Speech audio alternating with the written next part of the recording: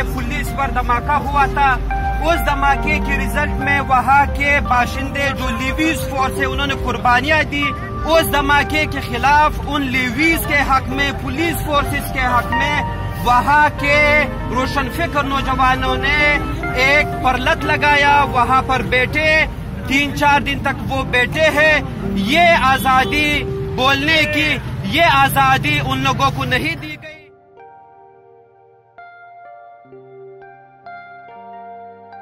PTM Lahore की तरफ से आए हैं और हम चाहते हैं कि जो अरमान प्रोफेसर साहब जो थे लोरालाई में, जिनको तशद्दुद करके मारा गया, तो उसके लिए हम प्रोटेस्ट करने निकले हैं कि एक तो उनको तशद्दुद करके मारा गया, दूसरा उनकी FIR नहीं काट रहे थे।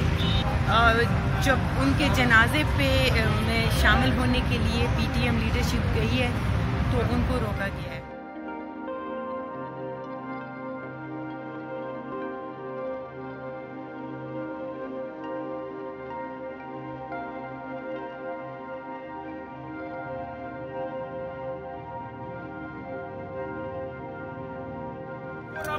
आईनी जद्दोजहद है और 1 साल होने को आ गया है।